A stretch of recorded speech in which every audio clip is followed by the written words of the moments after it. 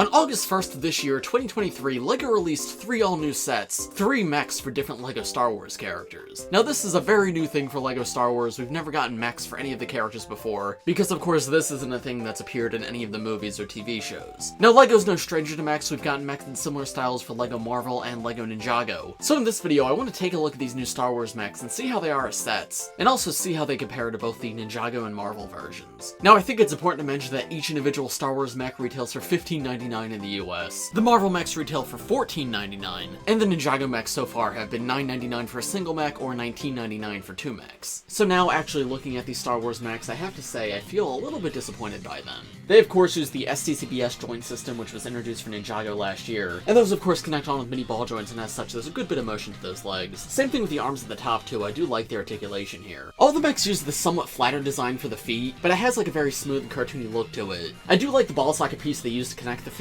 It provides the perfect amount of motion in my opinion. It's very similar to what the Ninjago mechs do. Though so far the Ninjago mechs have had a more angular design to their feet. While the Marvel mechs are kind of similar in their flatness, however I definitely prefer the look of the Star Wars mech feet, and the articulation of the Marvel mechs is definitely a lot more limited. So I would say the Star Wars mechs have the second best foot design of the 3 types, and I definitely don't think it's bad overall. Looking at the design of the armor on the legs, I think it's a mixed bag between the 3. I actually really like how it looks on the Darth Vader mech. This like plating right here to be armor looks fantastic, and I like the use of the vent pieces around the front. These disc pieces on the inside joint of the leg look really cool too, and really just help break up the overall design. The Stormtrooper mech's legs though are incredibly bulky, and I see what they're going for here, but in my opinion it just doesn't work. Especially when comparing it to the torso, which we'll get to in a moment. On this mech, that torso just feels significantly smaller than those legs, and just like as one cohesive build, it doesn't really mesh for me. And then on Boba Fett, I think it's kind of in between the two. It is bulky like the Stormtrooper mech, however I think it works a little bit better on this one, especially because the jetpack that it has around the back makes the torso feel a little less bulky, but even still I wish those legs were slimmed down a little bit. All 3 mechs definitely feel like they're designed just to be upscaled versions of the actual characters themselves. That's kind of similar to what Marvel does, but because Star Wars characters in general just have a more mechanical design to them, I do think the overall designs here do lend themselves to mechs a little bit better than the Marvel characters do. Like for example, taking a look back at the Thanos mech here, it's all very smooth around the side, which works if you're trying to do like an action figure of Thanos, but it doesn't really feel mechanical to me, which is what a mech should be, at least in my opinion.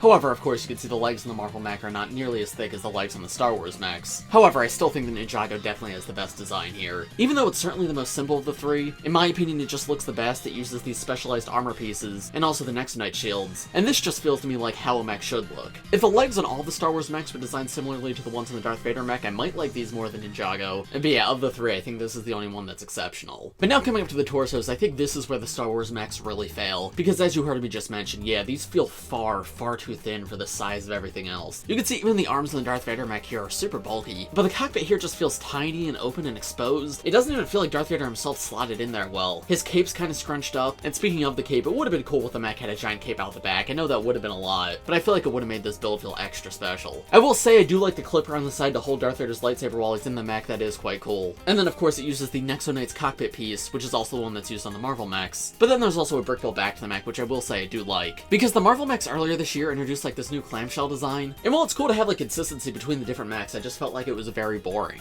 So everything actually being brick built here I feel like encapsulates the LEGO spirit a lot better, but again I just wish it was bigger and the character was more enclosed. An example of that being done well, at least in my opinion, is of course the Ninjago mechs. You can see that Lloyd is fully in there, and this torso area is like the most prominent part of the mech. It extends out forward, there's brick built parts around the side for that cockpit to lock into, and I think that looks fantastic. You can still see Lloyd's legs around the side, but that doesn't jump out to me as like feeling super awkward the same way the Star Wars mechs do. And yeah, taking a look at the Stormtrooper mech, this is easily the worst torso. For one, as I mentioned, this is the mech with the thickest legs and arms, so it makes that torso feel extra small by comparison. But also, this is the only Star Wars mech not to have anything extra on the torso. There is clips around the sides to attach accessories if you want, but Darth Vader at the very least does have a little build around his back, and Boba Fett has a jetpack, which does look quite good. But yeah, the Stormtrooper mech's just left with these huge gaps around the sides. And if you turn this mech around, this is the worst thing of all. Look, there's just this giant plate back here. This is an all-new part for these sets, and I just think it's so ugly. Especially because they could have done this without introducing a new part. Again, going back to the Ninjago mechs, like we take a look at the backs of these, it's just 2 very basic plates right here that make this up, but it still looks good and it's very easy to attach things to the back. So I don't know why this piece was necessary, because it just makes the build more boring in my opinion, and also makes for an all-around simpler build, for something that already really didn't need to be simplified. So yeah, this is incredibly underwhelming. All the cockpit pieces though of course can be hinged open and you can remove the figure out of the front, and this like interior space, I don't know, it works, but it just feels so awkward to me. It doesn't feel like any of these pieces are supposed to be here in this shape. Something just feels so off. I'm just really not a fan fan of that. Now, each Star Wars mech comes with an exclusive printed tile at the front, and those are definitely quite good. Here's a look at the inside of the Darth Vader mech. You can see it's basically the same exact design. Again, that piece of the back helps this feel a little bit bulkier, but even still, it feels like something's off. And then finally, here's the Boba Fett mech, which I think is easily the best one. Clips around the sides to hold accessories just like with the Stormtrooper, but I don't know, I think the colors here work a lot better. The difference in scale between the arms and the legs is not as bad, but the biggest thing is that jetpack around the back I feel like really helps add to the bulk.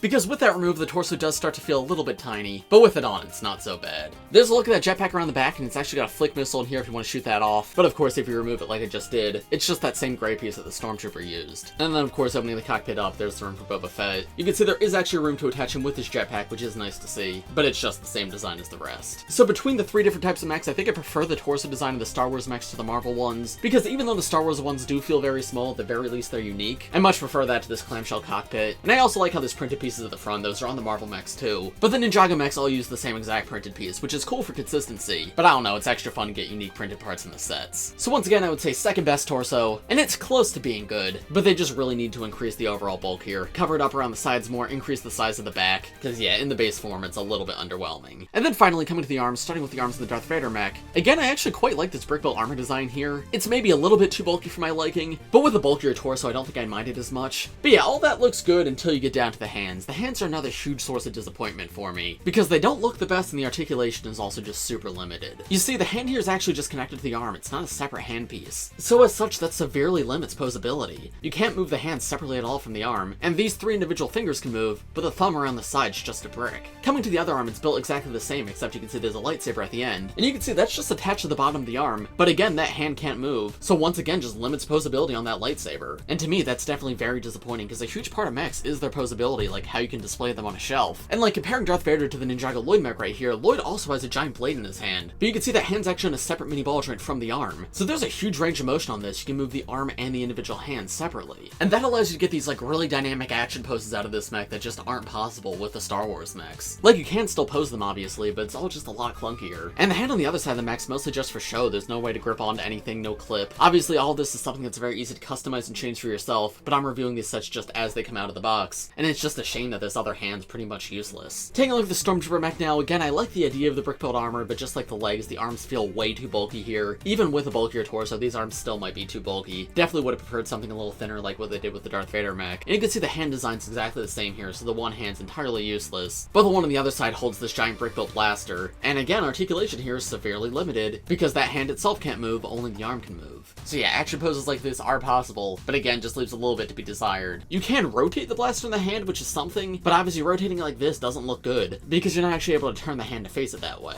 The blaster itself is a stud shooter though, which I do think is neat. You can push down and it stud shoots out. But yeah, this is definitely my least favorite of the mechs. And then finally, taking a look at the Boba Fett mech, I actually do really like the armor design on this one. All of the different colors do obviously fit the character, but I don't know, it's got that very mechanical, like sort of scrapped together vibe, and in my opinion, like really fits a mech. There's also little imaginary blasters on the arms, which are neat, but this mech still has the same issue with the fingers and the useless hands. Opposite arm is almost identical, though there is some differences, and you can see he holds a blaster in his hand as well, and that is almost the same build the Stormtrooper uses, just with some slight variations. Comparing that to the way Marvel does things, I definitely prefer the look of the arms in the Star Wars mechs to the Marvel ones, because the Marvel mechs are kind of just upscaled versions of the characters. So for example, on this Thanos mech right here, it all feels too cartoony to me. He's got like these muscles bulging out, which is cool if you were doing like a brick-built Thanos action figure, but for a mech I want it to feel like an actual mech. And I think the Star Wars mechs do a good job of being like themed around the character but still feeling mechanical. But again, I think a large part of that is the characters in Star Wars wear more mechanical outfits than Marvel characters do. Now obviously every Marvel mech is different and we're just taking a look at Thanos in this video, but this one does have an Infinity Gauntlet on a ball joint for the hand. But when we take a look at the other arm, this is the more standard Marvel mech design for hands, and I do think this is better than how the Star Wars one does it. Now once again, the hand isn't separate like it is in the Ninjago mech, which is definitely my preferred way of doing things, but I think this is a fine alternative. It uses these all new mech finger pieces which were introduced earlier this year, and they're kind of perfect for mechs. I'm not sure why the Star Wars ones don't use them. But you can see this blade slots in with the Technic piece to make it very easy to swap this weapon around. But more importantly, these fingers are functional when there's an accessory not even in there. For example, the fingers are the perfect size to hold onto a minifigure like this. On the Star Wars mechs, despite these massive fingers, that really is impossible. So yeah, while I'd prefer if these fingers were actually on a separate handpiece and not just attached to the arm, at the very least they are functional. But of course my favorite is the Ninjago mechs. I do like the separate hands the best. I will say, at least comparing it to the Lloyd mech, I actually think I prefer the armor on some of the Star Wars mechs. The Boba Fett arm arms and the Darth Vader arms do look better than these arms. I do like the printed parts here, though. It would have been cool if Boba Fett had like a printed Mandalorian symbol right here. But I think some of the other Ninjago mechs do have designs for the arms that I do like more. I'm just not covering every single one in this video because the whole point of this video is those Star Wars mechs. And then one last thing to look at is the minifigures, and I have to say the minifigures in the Star Wars mechs are pretty fantastic. The best one for sure is this all-new Boba Fett figure who has arm printing, and this is an original trilogy Boba Fett figure, not one based off the Disney Plus show, so it's very cool to have such an amazing minifigure available in a cheap set. The arm printing looks fantastic, and the face print's really good as well. And there's a look at the back torso print on that figure. The Darth Vader figure is just the standard one that's been coming in sets for a few years now, but I think this is now the cheapest way to get the arm printing on him, so if you don't have that yet, this is a good way to get it. And it does come with the newer face print for him, and there's a look at his back torso print as well. And then finally, the Stormtrooper mech just comes with the latest version of the Stormtrooper, with a fairly decent face print underneath.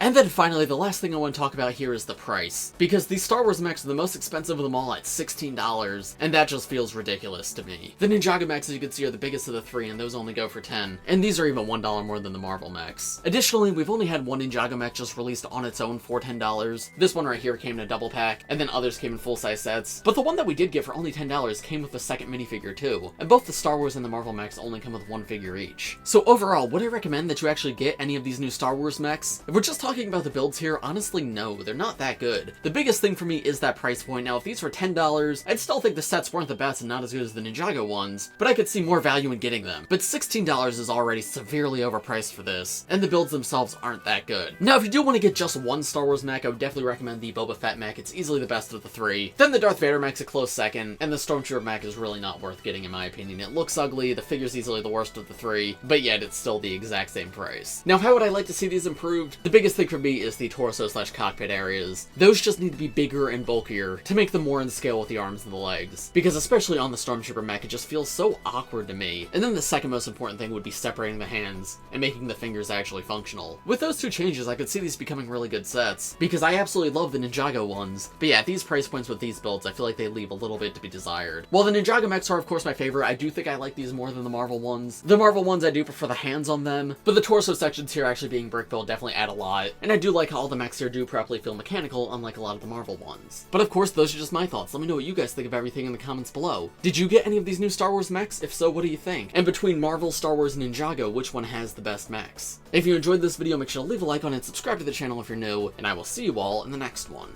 Bye!